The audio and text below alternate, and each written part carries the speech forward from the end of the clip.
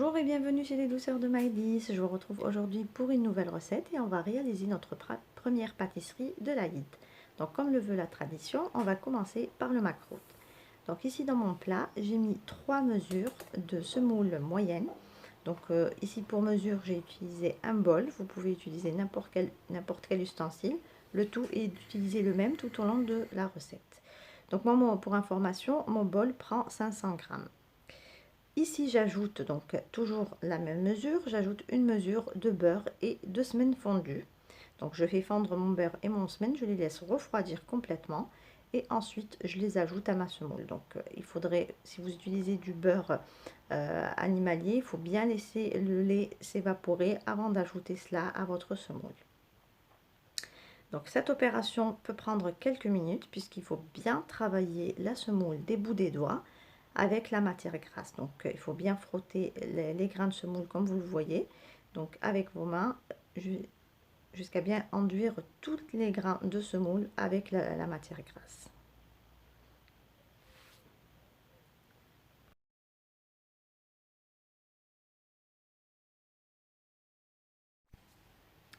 Alors ici dans mon bol, j'ai mis donc un mélange d'eau et d'eau de fleurs d'oranger dans lesquels j'ai fait dissoudre une cuillère à café de sel et je viens arroser donc ma semoule avec petit à petit.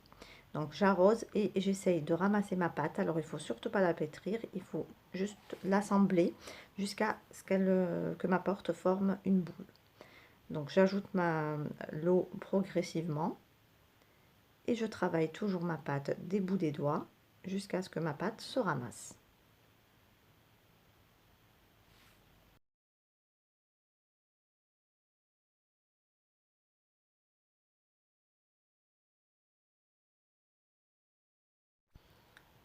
Voilà, une fois que ma pâte donc forme une boule, donc j'essaye pour avoir de la bonne consistance, j'essaye toujours de former une petite boule et voir si elle tient ou si elle s'effrite. Donc là, elle tient pas mal. Donc je vais bien tasser ma semoule dans mon plat et je vais la laisser reposer toute une nuit. Alors si vous êtes un peu plus pressé, vous laissez quand même au minimum 6 heures reposer votre pâte. Alors ici, j'ai ma pâte de date que donc j'ai préalablement nettoyée, travaillée avec un petit peu de fleur d'oranger. J'ai ajouté un petit peu de cannelle et quelques clous de girofle réduits en poudre et une cuillère à soupe de beurre et j'ai travaillé bien ma pâte. Ici, je viens donc former avec ma pâte des boudins, comme vous pouvez le voir. Donc là, contrairement au maquereau de makla, donc les boudins, on les laisse un peu plus épais. Donc je les roule et je les mets de côté. Ici, je récupère donc ma pâte à makroud qui a bien reposé toute la nuit. Donc, je viens la diviser en plusieurs petites boules. Donc, je forme des petits boudins et je viens donc creuser le milieu, comme vous pouvez le voir sur la vidéo, pour pouvoir ajouter donc ma pâte de date au milieu. Donc, j'ajoute ma pâte de date et je viens donc l'envelopper avec ma pâte de façon à former à nouveau un boudin.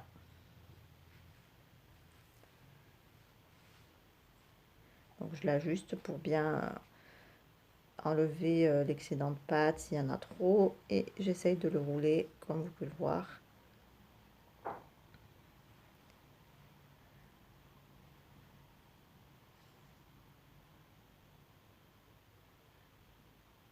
Et je mets de côté. Donc après vous avez le choix soit à former vos macroutes tout de suite et le faire, donc faire cette opération au fur et à mesure. Donc moi ce que je fais c'est que je forme d'abord tous mes boudins, je les mets de côté et ensuite je procéderai donc au façonnage de mes macroutes.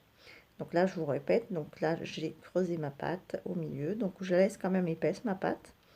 Et je viens donc envelopper, je mets à l'intérieur ma pâte de date et je viens l'envelopper avec ma pâte à makrout.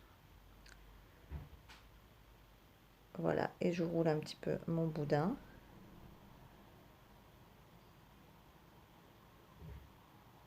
Et je laisse de côté.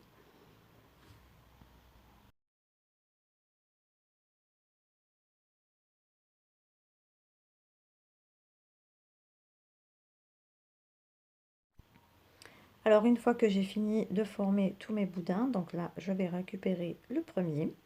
Donc je viens le diviser en deux pour me faciliter l'opération du façonnage. Et je viens donc rouler le boudin, donc en ajustant bien avec les mains. Et je le roule pour le rendre un peu plus fin. Donc il ne faut pas non plus qu'il soit trop fin. Après, ça dépend de la taille de vos macroutes, si vous les voulez plus grands ou un peu plus épais. Donc là, je prends mon moule à macroute et je viens donc aplatir avec ma pâte. J'ajuste les côtés et je viens découper donc mes macroutes comme vous pouvez le voir. Donc là, je récupère mes macroutes et je vais les placer dans mon plat au four.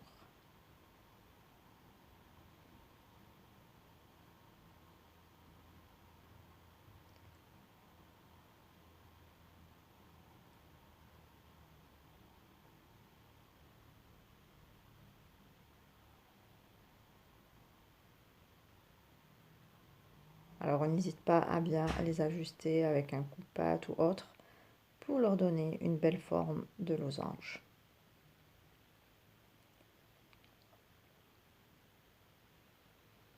Et pour les bouts qu'on récupère, donc on peut déjà donc les ouvrir. Moi, je le fais au fur et à mesure. Donc, je récupère la pâte d'un côté et ma pâte de date de l'autre. Donc là, je recommence la même opération. Donc, je récupère mon boudin et je viens le rouler de façon à l'affiner.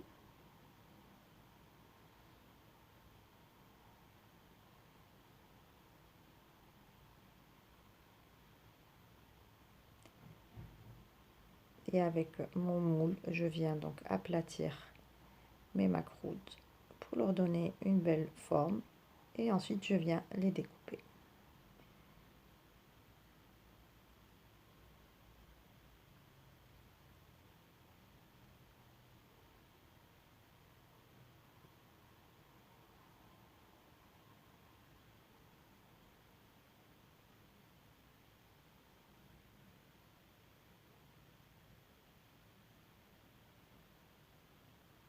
Et voilà donc la forme que j'ai.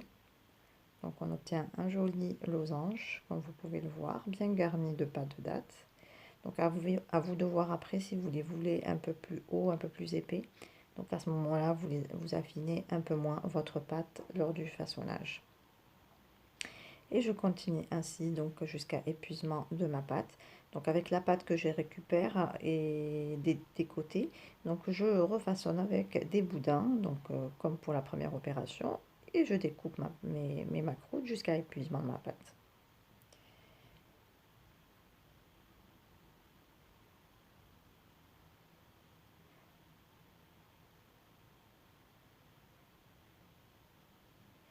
Et je viens donc déposer mes macroutes dans mon plat. Donc pour le placement des macroutes dans le plat, donc il faut toujours bien les serrer l'un contre l'autre et bien mettre donc la pâte de date collée à l'autre macroude, donc de façon à avoir les pâtes de date qui se touchent et pour ne pas que celles-ci en fait durcissent ou brûlent lors de la cuisson. Voilà, je vous laisse avec quelques images donc en vidéo pour le reste du façonnage de mes macroutes.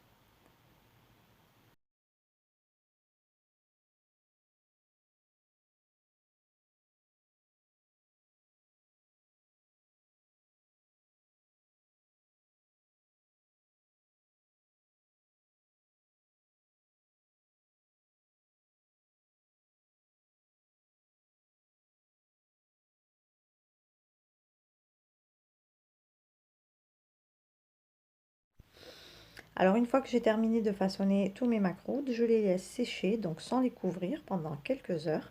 Ensuite, je vais les enfourner, donc là pour la cuisson, c'est à 160 degrés pendant 25 à 30 minutes jusqu'à ce que les macroutes prennent une belle couleur dorée. Donc pareil pour la couleur des macroutes, vous pouvez les laisser un peu plus si vous voulez un peu plus doré. Et voici le résultat de mes macros d'après cuisson. Donc comme vous pouvez le voir, ils ont pris une belle couleur dorée. Ils ne se sont surtout pas déformés ni cassés lors de la cuisson. Donc on obtient de délicieux macroudes légèrement friables et fondants en bouche. Alors pour la conservation, ces gâteaux se conservent très bien pendant plusieurs jours. donc dans une boîte hermétique. Pas besoin de les mettre au frais, donc juste les mettre dans une boîte hermétique et les placer dans votre placard. Ici, on arrive à la fin de notre vidéo. J'espère que celle-ci vous a plu. En tout cas, j'ai essayé de vous donner donc toutes les étapes en détail pour que vous réussissiez vos macroutes. Si vous êtes de passage sur ma chaîne, n'oubliez pas de vous abonner en cliquant sur le macaron qui apparaît sur votre écran. Et vous pouvez également activer la cloche des notifications pour ne rien rater. Quant à moi, je vous retrouve très prochainement pour la suite des gâteaux de l'Aïd. Merci de m'avoir suivi et à très bientôt chez les douceurs de Maëlys.